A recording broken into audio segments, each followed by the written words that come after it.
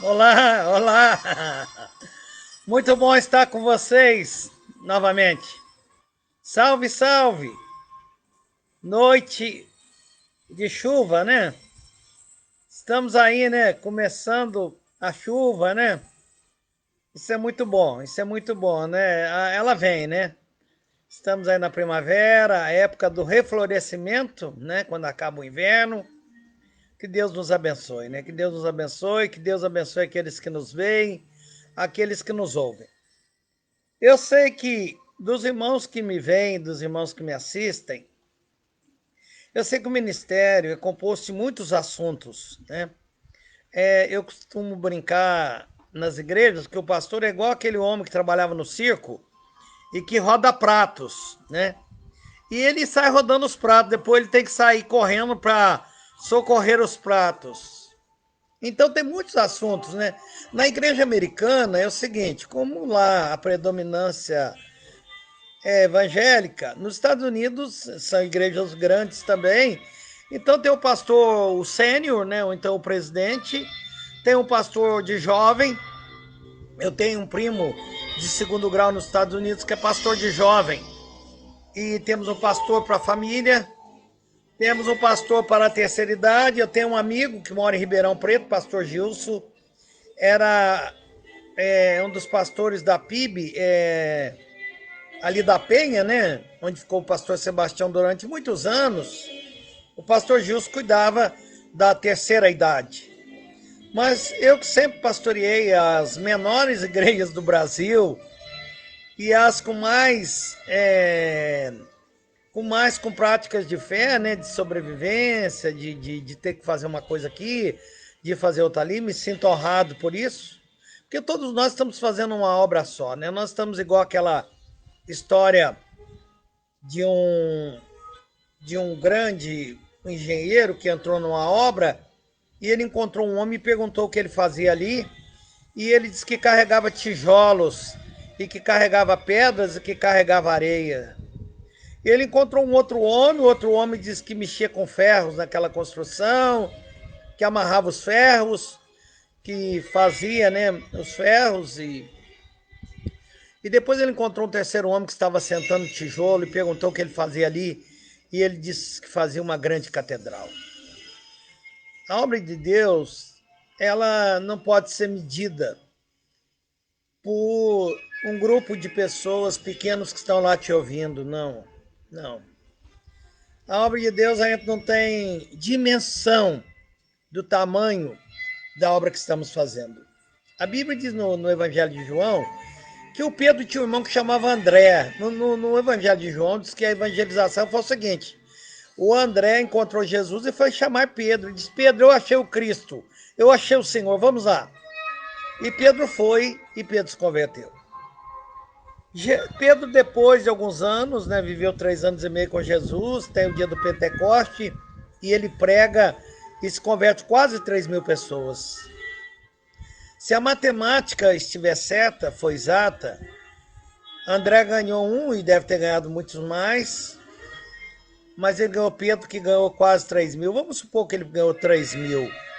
Então, na contabilidade divina, o André ganhou 3.001 alma para Jesus. Então, isso é muita alegria. Mas eu tive o meu divisor de águas do ministério, do meu casamento. Eu me casei por volta de 78 e no primeiro ano tive o primeiro filho, depois em 80 tive o meu querido segundo filho. E em 90 eu estava numa cidade de Minas e me veio uma proposta de ir no primeiro encontro de casais. O pastor que ia ministrar era Jamie Camp. Jamie Camp trabalhava na CEPAL, era membro da Igreja Batista de Morumbi, trabalhava ao lado do pastor Ari Veloso, saudoso pastor Ari Veloso. Depois eu tive a honra de ir num congresso e ouvir o pastor Ari Veloso. E ele era tudo aquilo que as pessoas falavam dele, de bênção, né? Mas eu tive com o Jamie Camp. O Jamie Camp, já estive com ele várias vezes, em vários encontros. Ele me levou a várias reflexões. A primeira vez que eu vi, ele está falando de casais de família. Ele diz que a mãe dele teve separação na família, as irmãs dele também, os casamentos houve separações. E ele disse que eu acho que ele entendeu que houve ali uma maldição de família. E ele resolveu trabalhar com famílias. Ele tem 2 formações em faculdades americanas, né? James Camp é formado em teologia e é formado em psicologia, ele é um psicólogo. E ele me ensinou tanta coisa. Ele me ensinou tanta coisa. Depois eu comprei alguns livros dele. Eu pedi uma autorização, né, para você copiar alguma coisa de algum livro. Você precisa da autorização, né, do escritor. Ele me deu autorização. Eu fiz uma apostila e eu gosto de ministrar para casais. Por incrível que pareça, eu gosto. Mas eu gosto de todos os assuntos que estão na Bíblia. E eu vou pregar hoje sobre o casal, sobre Adão e Eva. E na outra quarta-feira eu volto nesse assunto, porque domingo eu vou pregar um outro assunto. Mas olha só que coisa interessante. Também há 2 anos eu tenho tido a honra, né? Com essa pandemia, a agenda das igrejas teve que ser mudada. Mas durante 2 anos, o ano de 2018 e 2019, eu estive na Igreja Batista Shalom em São Lourenço, com o pastor Edson Apolinário, o dia todo, eu e minha esposa, a pastora Miriam, falando de casais, falando de relacionamento conjugal, de família. E eu começava às 8 horas da manhã e ia até às 18h30, 19 horas. E era um trabalho muito lindo, 25 casais. No primeiro ano, talvez um pouco mais. Mas esse ano, né, não pudemos fazer, né? Nós temos que seguir as orientações. Tem muita gente cautelosa também de ir à igreja, né? Nós fomos aconselhados a não estarmos em aglomerados, né? Então, a igreja tem que manter um distanciamento, todo mundo usando máscara. Então, vamos aguardar, né? Então, esse ano não teremos, né, no dia 15 lá esse encontro. Mas, meus amigos, meus irmãos, olha só. A Bíblia começa, a palavra Gênesis é o primeiro livro da Bíblia, vem de geração. Nós precisamos de um fio da meada para entender a vida, para entender as histórias da vida. E Gênesis, capítulo 1, fala como que Deus fez o mundo, né? Diz que no princípio Deus, primeiro versículo da Bíblia, diz que no princípio criou Deus os céus e a terra. E a terra, por algum motivo, eu não vou dizer hoje porquê, mas diz que ela era sem forma e vazia. E depois o Espírito Santo, a terceira pessoa da Trindade, ficou adejando vida nela, né? Fez igual a galinha quando se assenta em cima dos ovos. Depois Deus, com o poder da sua palavra, ele mandou dizendo que as coisas deveriam existir. E durante 5 dias, ele fez todas as coisas. Ele criou um palco. Outro dia eu estava pregando aqui, eu esqueci de falar uma coisa.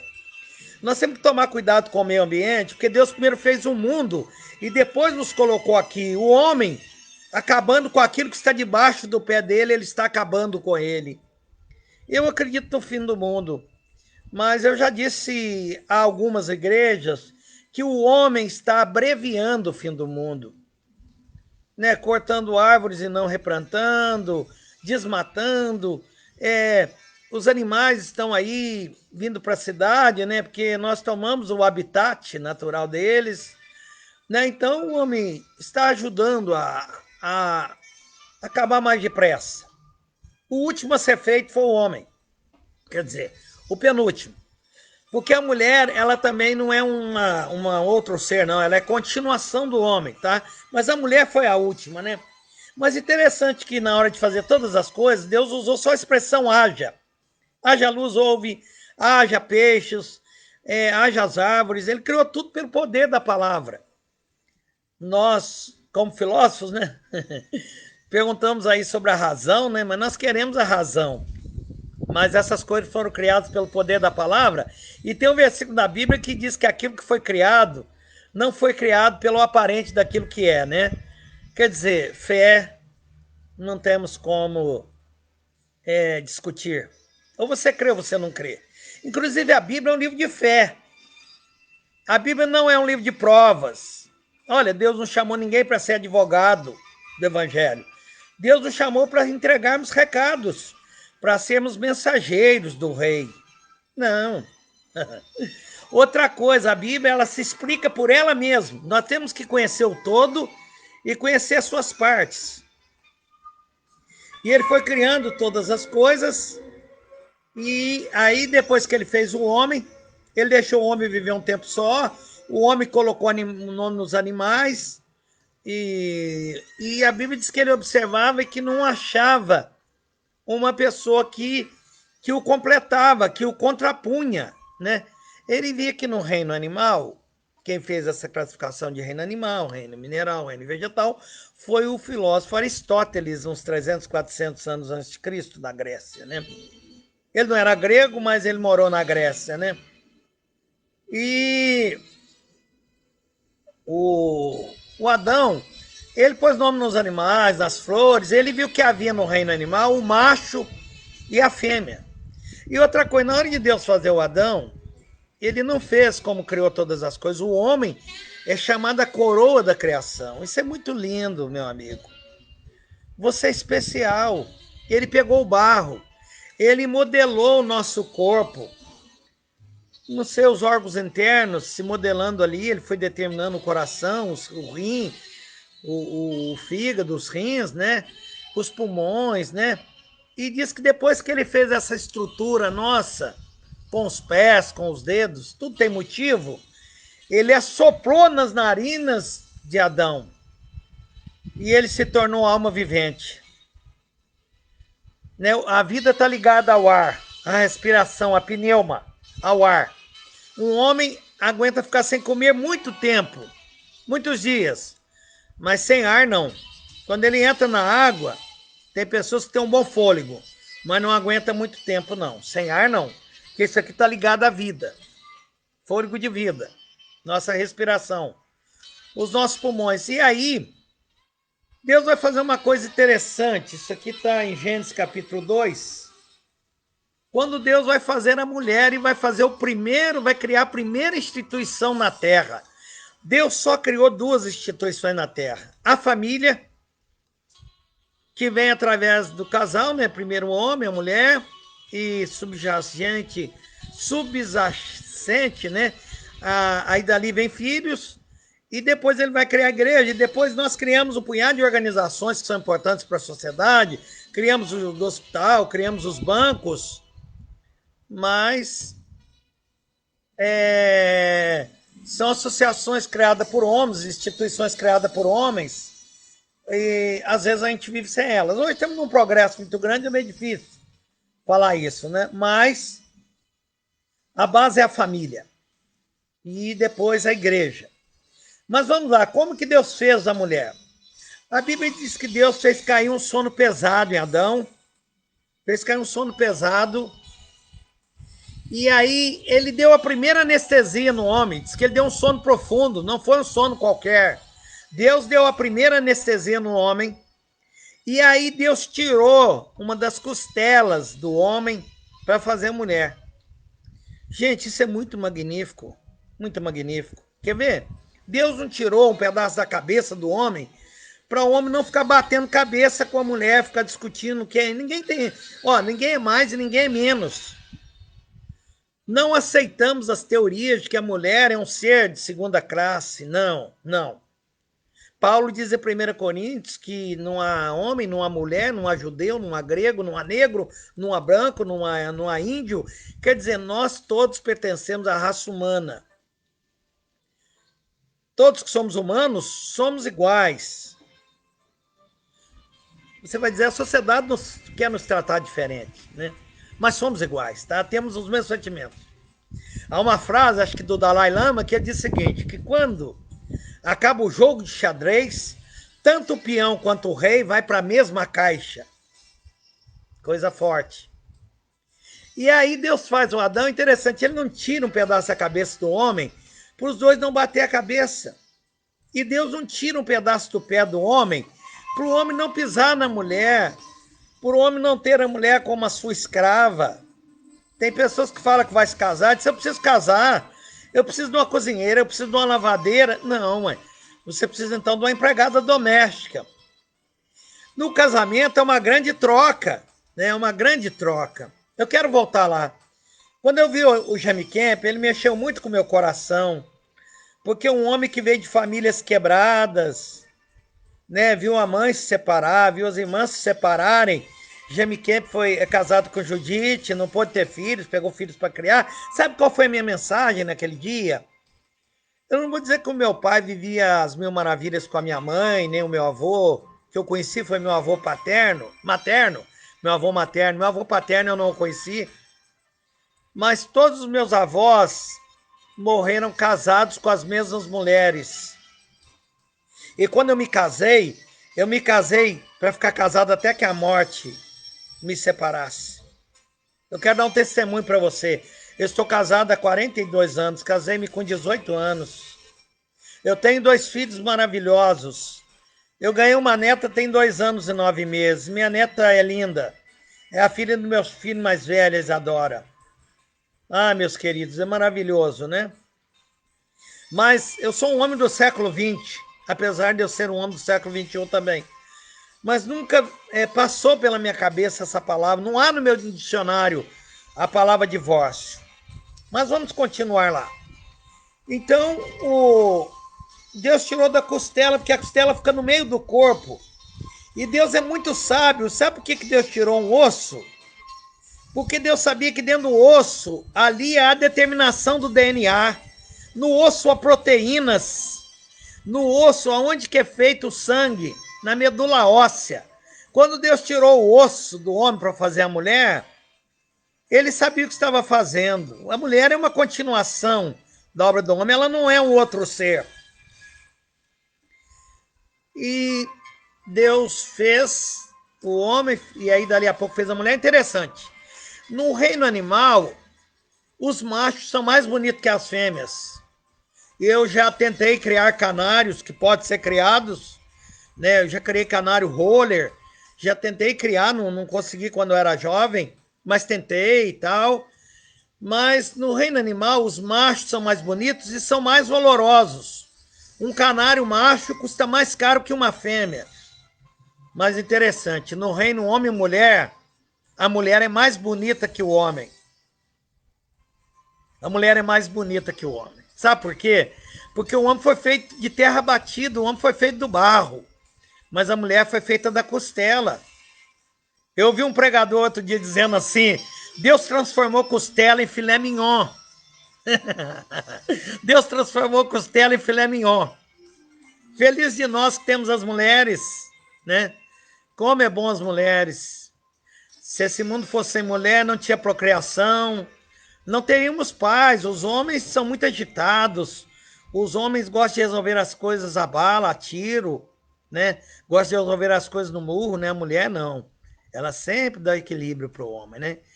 Já ouvi muitas frases. Eu pertenci à Escola de Paz do Brasil 2 vezes. E na Escola de Paz do Brasil, eles dizem o seguinte, que se uma casa for um avião, se uma família for um avião, o marido é o piloto realmente. Mas a mulher é o motor do avião. E um avião sem motor, ele não levanta voo. Certa feita, no Dia das Mães, levei um amigo meu, o pastor Sérgio Martinelli, que mora em Lambari, um pastor paulista, advogado de carreira de muitos anos. Ele pregou um dia na minha igreja, no Dia das Mães, e ele disse o seguinte, que observou o seguinte, que pais desequilibrados, alcoólatras, beberrões, às vezes não desequilibram os filhos, mas mães desequilibradas desequilibram os filhos.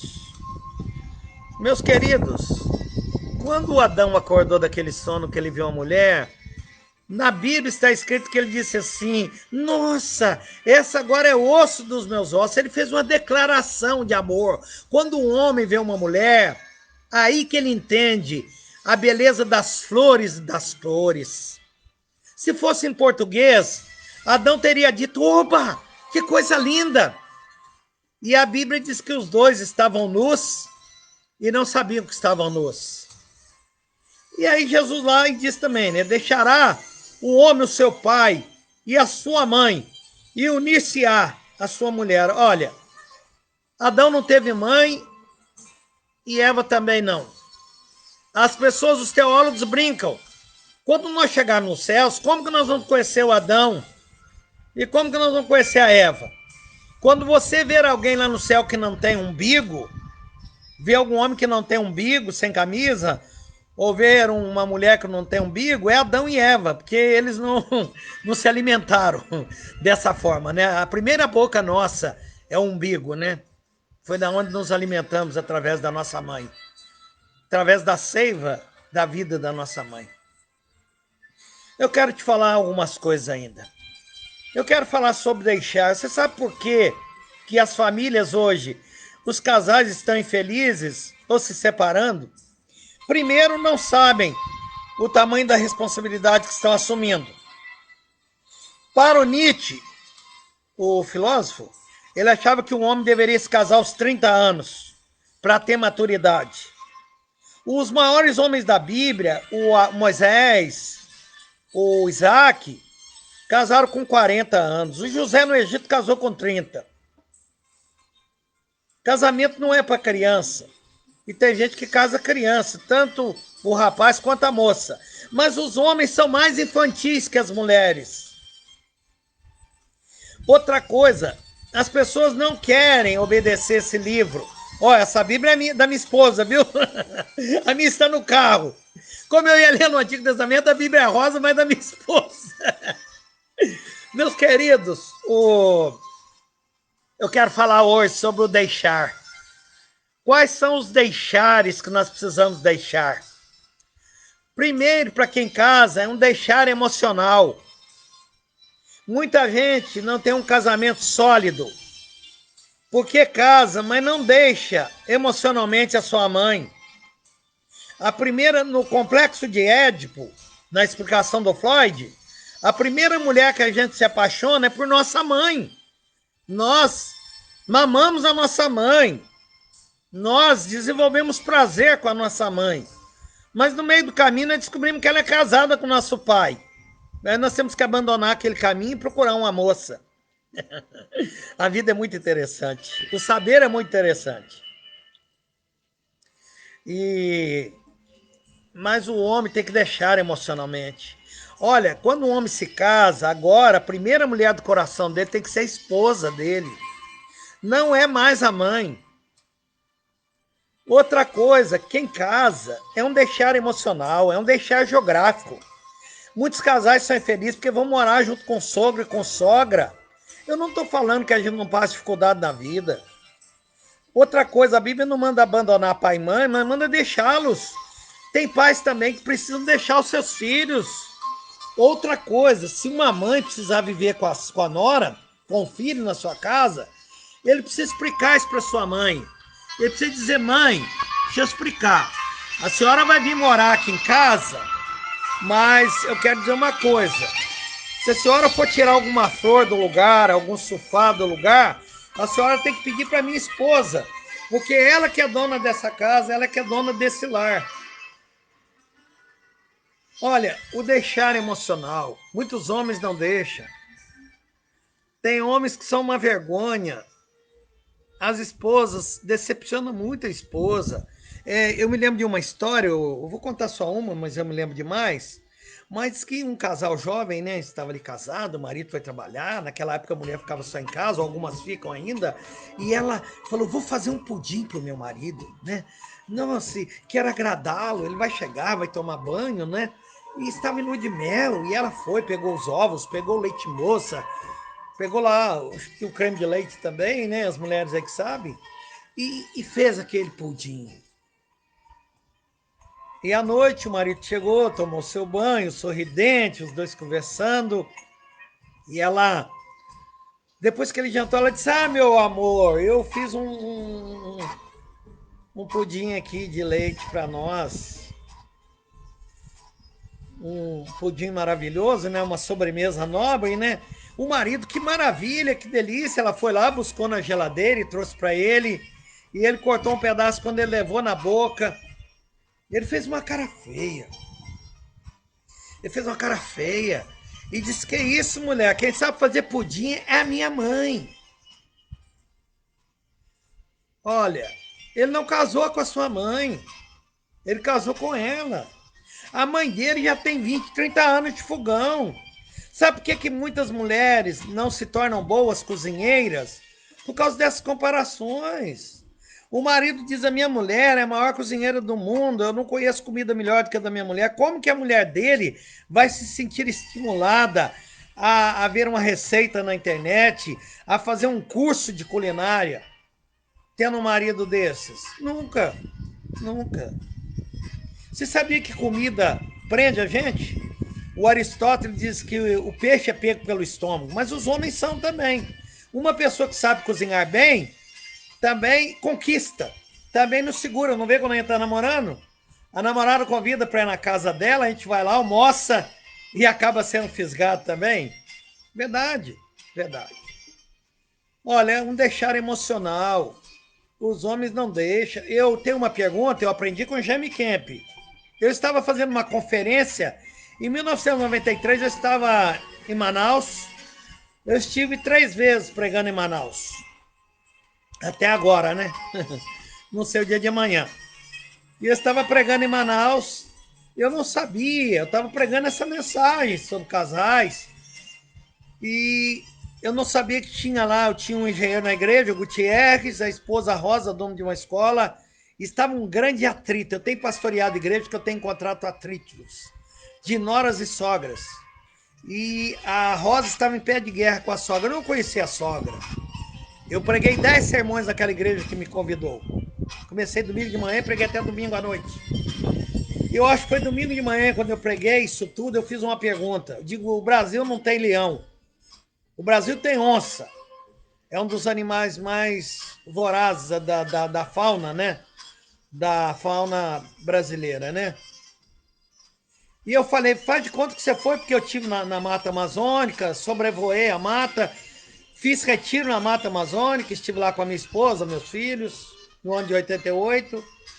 Eu perguntei: faz de conta que você foi para um piquenique, você levou a sua mãe e a sua esposa, e apareceu uma onça. Você só pode salvar uma. Quem você salvaria? Na maioria das igrejas que eu pergunto, muitos homens dizem: eu salvaria a minha mãe. Tá errado. Você tem que deixar a onça comer a sua mãe. Você tem que salvar a sua esposa. Ela é a mulher da sua vida. A sua família, depois que você casou, é a sua esposa. São os seus filhos. É lógico. Você pode acolher os seus pais. Você não deve colocá-los no asilo. Não estou dizendo isso. Mas sabe o que acontece? Nós mudamos de funções na vida, meu amigo. Olha, nós éramos filho em potencial, quando casamos aquela noite, nós nos tornamos pai, marido agora, e depois pai em potencial. Vai desdobrando, quando a gente tem o título de tio, tio de avô, cada um tem uma função nessa vida. Eu achei bonito quando o meu filho caçulo formou em Ciências Contábeis, e lá aquelas autoridades da universidade dele, né, vieram e colocaram tipo uma mitra, não era uma mitra, mas era tipo uma mitra, e falavam umas palavras dando poder e autoridade de exercer a profissão de contador. Meus queridos, eu também já recebi a mão do presbitério para ser pastor. Eu também já recebi, nas minhas formaturas, eu já recebi formação para ser professor e fiz meu juramento e recebi a voz da autoridade, do conferimento da minha execução dos meus cursos superiores. Meus queridos, a gente ganha funções na Terra. E cada função a gente vai desempenhar de um jeito. De marido, de cidadão. Não vem eleição aí domingo, não tem que votar? Não tem que cumprir o papel cívico? Meu amigo, é um deixar emocional, é um deixar geográfico, é um deixar financeiro. A gente não pode casar e depender de pai, depender de mãe. A gente tem que lutar por um emprego, por um concurso público. Para a gente poder. Agora, mesmo que a moça more num palácio, ela tem que ter consciência. Se você é um cara que não tem tanto dinheiro, porque a pessoa precisa casar por amor. E esse amor precisa ser sustentado pelo casamento, tá? Houve um pregador do século XVI, o nome dele era John Bunyan. na Inglaterra. Você sabia que ele foi preso? Sabe por que ele foi preso? Porque não tinha formação teológica. Foi preso. Ficou 15 ou 16 anos preso. Ele escreveu o livro mais lido depois da Bíblia, que é chamado O Peregrino. É um livro de metáforas. E ele tinha, acho que 3 filhos, 4 filhos. Ele tinha uma filha cega. E ela escreveu para o pai na cadeia dizendo que ia se casar. Papai, vou me casar. E ele escreveu uma carta dizendo algo muito importante para a filha. Ele diz: minha filha, o amor, ele te leva até o altar de uma igreja. Mas depois que você casa, é o casamento que segura o amor. Não é o amor que segura o casamento. Meu amigo, meu querido, o que você tem feito do seu casamento? Outra coisa, a Bíblia diz que Adão e Eva estavam nus e não se envergonhavam. O casamento precisa de 3 tipos de intimidade. Precisa de intimidade espiritual. Se vocês são cristãos, vocês oram juntos, vocês vão na igreja juntos, que famílias que vocês querem formar? Vocês têm nível de diálogo, vocês pensam, casamento não é os dois serem iguais. Ninguém é igual a ninguém. Um é homem, o outro é mulher. Um foi criado num lar, o outro foi criado em outro. Casamento é os dois olharem para a mesma direção, mesmo não sendo iguais. Não são iguais, velho. Tem família que deita às 10, a outra deita meia-noite, tem família que levanta às 6, a outra levanta às 7. Cada família tem o seu regulamento, tem o seu código. Cada casal vai criar o seu código, a sua realidade, a sua verdade. O homem precisa de uma ligação, estar nu emocionalmente. O homem precisa estar nu emocionalmente. Marido e mulher não podem ter segredos. Os maridos antigamente, minha mãe não sabia quanto meu pai recebia de salário. As mulheres não sabiam quanto o marido tinha na carteira, né? O mundo mudou. Eu sou de uma época que os maridos não ajudavam as mulheres a trocar fralda. E depois, eles estavam nus por causa da intimidade física. Outra coisa, nós não podemos, né? Vocês que estão me vendo, me ouvindo, tudo bem, vocês têm liberdade. Mas tem um detalhe, você tem liberdade, um dia você vai ter que assentar com Deus e explicar o que fez com a sua liberdade. Sexo é uma coisa para depois do casamento. Olha só para vocês, pega os jornais de todas as cidades, de todas as capitais do país, veja o tanto de namorado que mata namorada, de mulher que manda matar. Por quê? Porque quando acontece a cópula,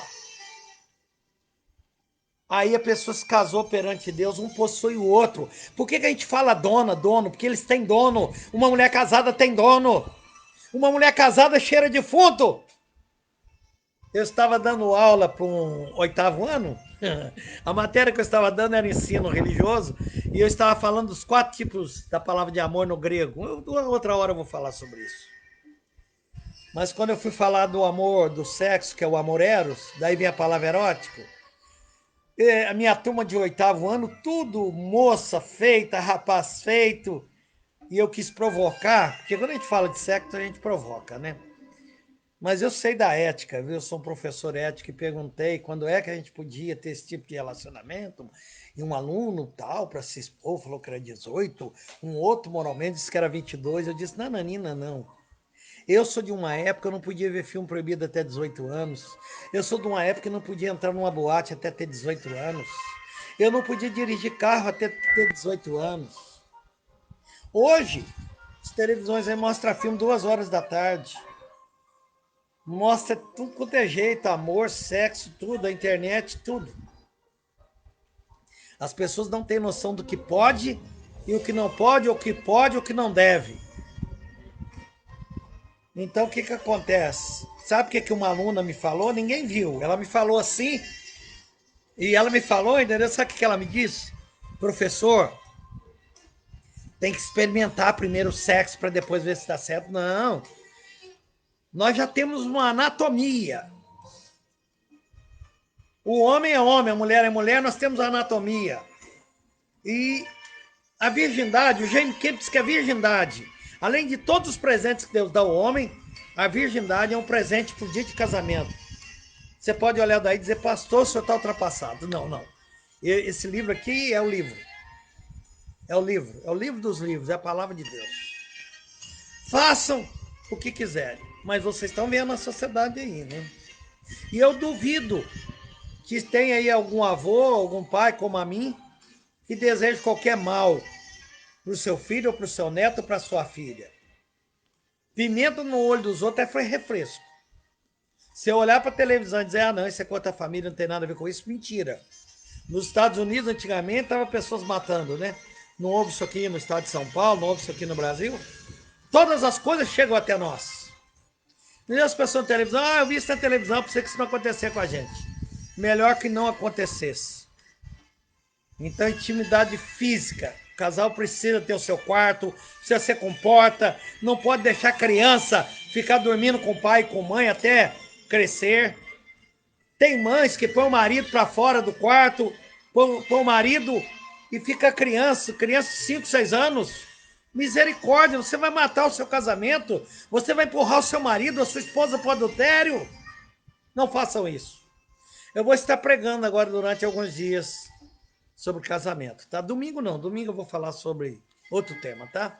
Mas eu volto em breve, vou falar várias coisas aqui sobre esse tema. Senhor, meu Deus, meu Pai, abençoa aqueles que me assistem, aqueles que me ouvem, aqueles que oram por mim também, aqueles que estão se inscrevendo neste canal, aqueles também que ajudam nesse ministério.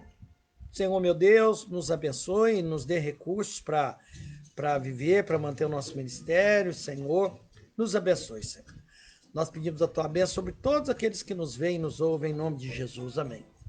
Beijo no coração. Como diz o Jô Soares, beijo do gordo.